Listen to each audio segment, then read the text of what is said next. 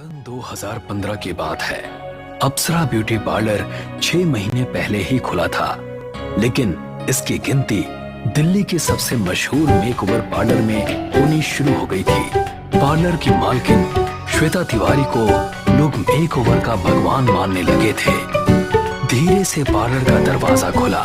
श्वेता ने देखा कि एक सांवली लड़की जिसके चेहरे पर काफी पिंपल्स हैं, अंदर आ रही है। वेलकम डियर, क्या नाम है आपका? मेरा नाम निशा है। तुम्हारी स्किन का तो बहुत बुरा हाल है, लेकिन तुम अब फिक्र मत करना। मैं तुमको इतना खूबसूरत बना दूंगी कि जितने लड़कों ने भी आज तक रिजेक्ट किया होगा वो सारे तुम्हारे कदमों में होंगे। इसीलिए तो मैं आपके पास आई हूँ। पैसे चाहे जितने लगे मैं आपको ज्यादा ही दूंगी, लेकिन प्लीज मुझे इस बदसूरती से निजात दिला दीजिए। हो जाएगा, सब हो जाएगा। बस 1 महीने का ट्रीटमेंट है। तुम कल शाम 5 बजे के बाद यहाँ आ जाना, ठीक है? हाँ ठीक है मैम। अगले दिन निशा पार्लर पहुंची। Close your eyes my dear. Nisha ने जैसे ही आंखें बंद की तो उसने निशा की आंखों पर कुकुम्बर के स्लाइस रख दिए। फिर उसने चेयर को पकड़ा, एक कमरे में ले गई। निशा, अपनी आंखें मत खोलना, वरना आंखों में जलन होने लगेगी। And don't ask any type of question. Nisha चुप ही रही। श्वेता ने फ्रिज खोला और उसके अंदर से एक जार निकाला। लिक्विड के अंदर एक मेकअप ब्रश डुबोया और उसके बाद उस लिक्विड को उसने निशा के फेस पर लगाना शुरू कर दिया। कुछ ही मिनटों में निशा का पूरा चेहरा खून सा लाल हो चुका था और श्वेता के चेहरे पर रहस्यमयी मुस्कान छलक आई। अभी आधे घंटे के लिए तुमको ऐसा ही रहना पड़ेगा। चाहो तो सो भी सकती हो, लेकिन आंखें बिल्कुल नहीं खोलना। Okay ma'am. श्वेता वहां से चली गई और उस कमरे में निशा बिल्कुल अकेली थी।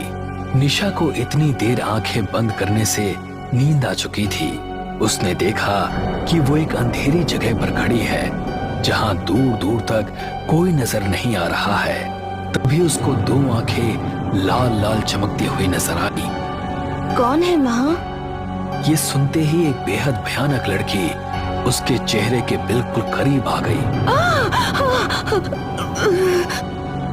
निशा चीखती हुई अचानक से जाग उठी और श्वेता अंदर आ गई। क्या हुआ डियर, आप ऐसे क्यों चिल्लाई? निशा कुछ बोल नहीं रही थी। अभी ये समझने की कोशिश कर रही थी कि वो इस अजीब कमरे में कैसे आ गई। चलो, आधा घंटा हो चुका है। आओ, तुम्हारा फेस वॉश करवा दूं। रीना ने निशा का फेस वॉश किया और उसने अपना चेहरा मिरर में देखा तो उसको काफी फर्क नजर आया। उसके चेहरे पर मुस्कुराहट आ गई। तुम्हारी मुस्कान बता रही है कि तुम रिजल्ट से खुश हो। हाँ मैम, ये तो पहला दिन है। अभी तुम्हें 29 डेज और आना है। बिल्कुल गैप नहीं करना। Thank you ma'am, bye. Nisha वहां से चली गई। उस दिन के बाद कई दिन गुजरे और धीरे धीरे 1 महीना निकल गया। आखिरी दिन भी श्वेता ने निशा के साथ वैसा ही किया। जब श्वेता उसको आईने के सामने ले गई तो अपना गोरा रंग और चमकता साफ सुथरा चेहरा देखकर निशा हैरान रह गई। उसकी खुशी का ठिकाना नहीं था। वाकई में मुझे तो आइडिया भी नहीं था कि मैं इतनी खूबसूरत हो सकती हूँ। तुम्हें देखकर मुझे बहुत अच्छा लग रहा है निशा। अब एक बात सुनो, मैं ये ब्रेसलेट तुमको दे रही हूँ। इसको मेरा आशीर्वाद समझना। Sure ma'am, thank you. जब वो घर पहुंची तो उसके मम्मी पापा भी उसे देखकर बहुत खुश हुए। फिर क्या था, इश्मित नाम का एक लड़का उसे देखने घर आया और देखते ही उसका दीवाना हो गया। उसके बाद निशा की शादी हुई और वो अपने ससुराल आ गई। निशा, मेरा इस दुनिया में मेरी बहन मोहिनी के अलावा और कोई नहीं है। तुम उसे अपनी बेस्ट फ्रेंड समझना। हाँ इश्मित, अब यही मेरा परिवार है। तभी उसकी नजर आईने पर पड़ी तो उसे वही लड़की उसके पीछे खड़ी नजर आई जिसे उसने सपने में देखा था। क्या हुआ बेबी? कुछ नहीं। निशा को अब हर जगह वो लड़की नजर आ रही थी।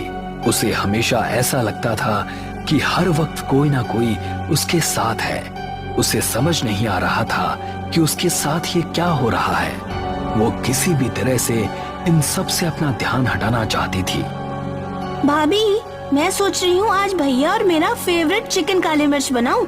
आप मेरी थोड़ी हेल्प कर दीजिए, आपका टाइम भी पास हो जाएगा। निशा उसके साथ किचन में गई। मोहिनी ने उसको प्याज काटने का काम दिया और खुद गैस कढ़ाई पर रख दी। निशा धीरे धीरे प्याज काट रही थी।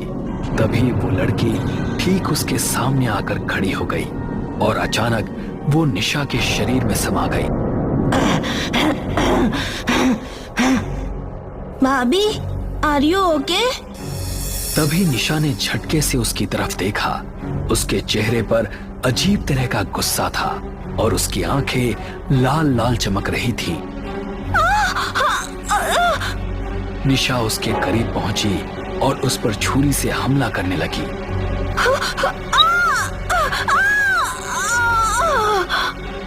एक कट उसके हाथ पर लगा और दूसरा उसके कंधे पर। मोहिनी अपने हाथ को पकड़े हुए वहां से भाग निकली।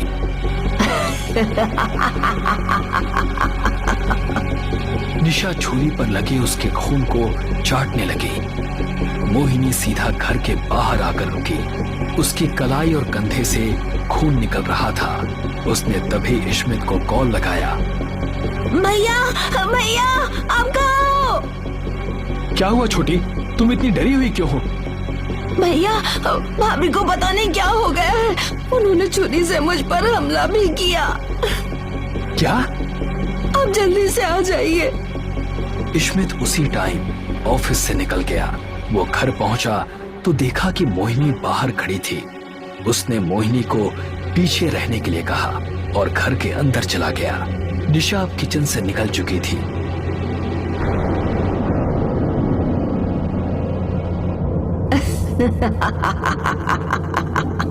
इस्मित डार्लिंग, आओ ना यहाँ। निशा, ये क्या हो गया है तुम्हें? अभी बताती हूँ। ऐसा कहकर वो तेजी से उसकी तरफ भागी। इश्मित ने धड़ाम से दरवाजा बंद कर दिया। उसी रात ठीक 12 बजे घर के पीछे साफ मैदान में एक तांत्रिक बैठा था और निशा एक गोल घेरे के अंदर थी। कौन है तू? क्या चाहती है इस लड़की से? नहीं बताऊंगी। नहीं बताएगी? उसने एक भस्म निशा पर फूंकी। बता कौन है तू और क्यों इस लड़की के पीछे पड़ी है?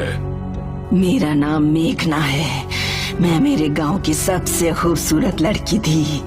अभी मेरी उम्र सिर्फ 17 साल की थी, लेकिन मेरा शराबी बाप मुझे बोझ समझता था। मुझे बहुत मारता था और मेरी माँ को भी मेरी तरफ से बोलने नहीं देता था। एक दिन श्वेता मेरे घर आई। इतनी खूबसूरत बच्ची है आपकी और आप इस गांव में इसका फ्यूचर खराब कर रहे हैं। तो क्या करूं? इसे विदेश भेज दूं क्या? मैं इस लड़की को अडॉप्ट करना चाहती हूँ। अपने पार्लर में इसको रखूंगी और काम सिखाऊंगी। इसकी स्टडी करवाऊंगी। मेरे बाप ने मुझे श्वेता को सौंप दिया। श्वेता मुझे शहर लाई और अपने पार्लर में रखा। जब मैं सो जाती थी तो वो मेरे सिरहाने बैठकर जादू टोना किया करती थी। उसने अचानक मुझ पर हमला कर दिया और मेरा खून निकालकर उसको एक बड़े बर्तन में कर दिया। मेरी जान जा चुकी थी। वो हर बदसूरत लड़की के चेहरे पर मंत्रों का जाप करते हुए मेरे खून का लेप लगाती। उसने मेरे खून में ऐसी भस्म मिला रखी है जिससे कि वो कभी नहीं जमता। मुझे इतना ही समझ आया कि वो मेरी खूबसूरती काले जादू के जरिए बांट रही है। जिस भी लड़की ने मेरा खून इस्तेमाल किया है, मैं उसके साथ कुछ भी कर सकती हूँ। इसीलिए वो हर लड़की की कलाई पर रुद्राक्ष पहना देती है, जिससे मैं उसके करीब नहीं आ पाती। तेरे साथ बहुत गलत हुआ। मैं तुझे मुक्ति दिलाऊंगा। बता, तेरी लाश कहाँ है? नहीं बताऊंगी। इस लड़की को मरना पड़ेगा। ये सुनकर तांत्रिक ने निशा के सर पर हाथ रखा और कुछ मंत्र पढ़ने लगा। फिर उसने इश्मित से कहा,